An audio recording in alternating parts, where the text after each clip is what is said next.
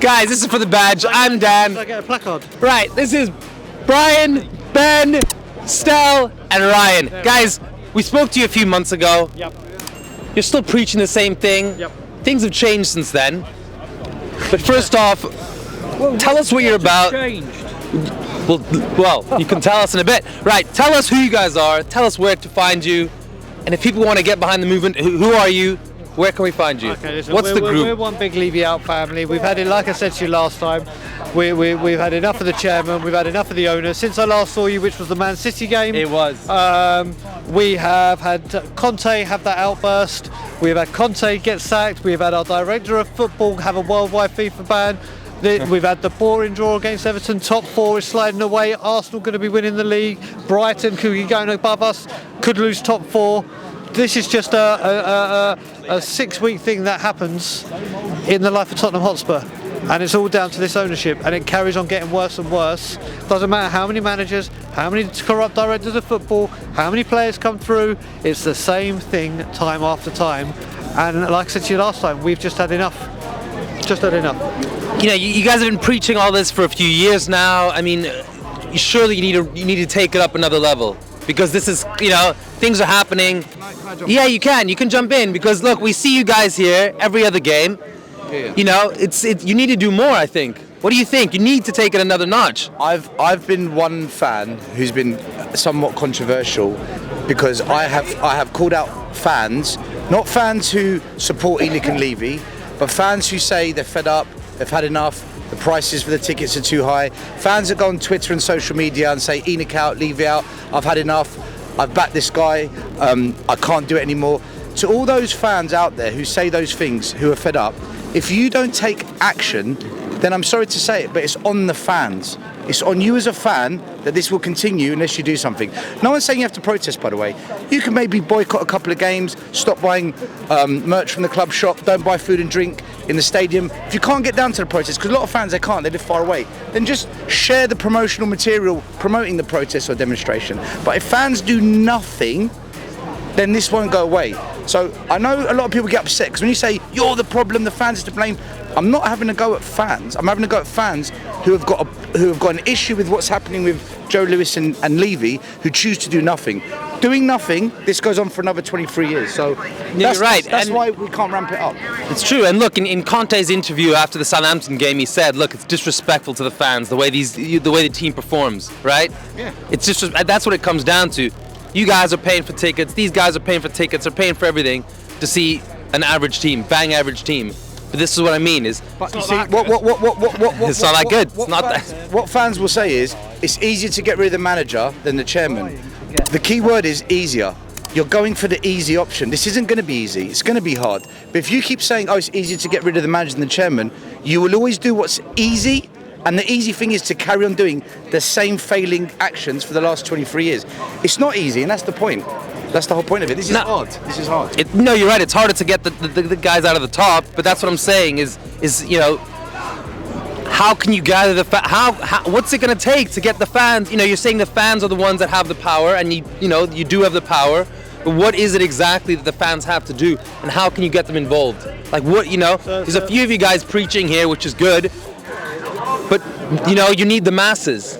So we've got channels here. We've got Tottenham Away over here, which is a fantastic channel. Got mine and Ben's channel, which is Tottenham on Tour. We've been speaking Levy out. Me and Stel went to school together. I've known this kid for 30 years. The way we reconnected, because I live in Canada now, was we were commenting Levy out on Facebook streams or Facebook posts 10 years ago. 10 years ago we started doing this, and we've been up in Levy out for 15 years, and it keeps happening. We go on, and we promote a lot. Like Stel said, we put literature out there, we put these protests together, we do stuff on social media, and the general consensus of it is, yeah, we're going to come, we're going to do this, we're going to do that, we'll be here, and unfortunately they don't. The international fan base do a hell of a lot, and if they could be here, they would. But we have so many people say they will come, and look, I mean, it's all talk though. You need these fans in here to start doing stuff. Like Stal said, you need on the ground kind of guys, not to be buying stuff, for there to be a direct impact. Because without all this, it's just words. It's just talk. I feel a bit sorry for fans in the sense that to not support your team and club is painful, right? You can't just turn your back on your club. But what we've said, and Brian Daigle came up, I think it was Brian Daigle came up with the slogan, support the team, not the regime. Ryan. There we go. Say it. Brian, tell him. Go on. Yeah, support the team, not the regime is basically my motto for going to the games and supporting the club that you love. Okay, supporting the team and not backing the ownership are two separate things. Okay, it's like when you go to a restaurant but you don't like the manager. You would still go there and have the food, but you won't communicate with the manager. You'd speak to the other staff and everything like that. Not liking the manager doesn't mean you stop going to the restaurant. It's true. So it's just about. And you could argue, but by showing loyalty to the club, you almost have to make you have to make a bit of a change within that, and that means kind of, doing stuff you may not be, so favourable to. It's called transparency. That is the main problem with this football club. They don't tell us anything, and then they wonder why we get angry when they do something stupid. I mean, luckily, or unluckily, we don't know. We don't know who this guy is. They've appointed a new chief of football operations. No one knows who he is. No one knows who he is. And it's come at a time where there is this protest here. It's another smokescreen. I've had a chance to look up this guy 24 hours, and apparently he's done well in other locations. But again, will he be allowed to do his job as the chairman of football operations? Time will tell. 23 years has told me Frank Arneson, Franco Baldini, Paul Mitchell, Fabio Paratici, Steve Hitchin. All of these directors of football have been handcuffed at every opportunity of doing their job. Will it happen again? We'll be having this conversation in 6 months. So book it in on this great channel. You will see us in 6 months and we'll have the same issues because they're not backed. They are never, ever, ever backed. And that's all we want. Just say, we're going to do a plan for about 5, 6, 7 years. This is the plan. And when we can say, okay, we'll follow through your plan. Let's see if you actually bloody do it for once. Then, can we say, being backed isn't spending money? No, it's about doing who picks the players. We've spent money badly. Being backed is the manager has the say on it, and only the manager. That's what being. It's not the manager that needs changing. It's a mixture of too many people. It's too many people. This guy Scott Munn, he could be an absolutely brilliant person. He could be absolutely brilliant. He's another layer. He's just another layer. But will he be allowed to do his job in his role? That's the question. He will never be allowed to do his job because what we do is we get a director of football in, and instead of getting what the director of football wants, we get Jed Spence and take 8 weeks. 6 directors of football. They're not 20 wrong. years. They're not wrong. Half 15 managers. Frank Arneson was a great director of football, which is why he went to Chelsea, and look at what they've done over the last 23 years. Fabio Paratici did a dynasty at Juventus with Morata. You have Franco Baldini, one of the most listened to people in Italian football, not listened to.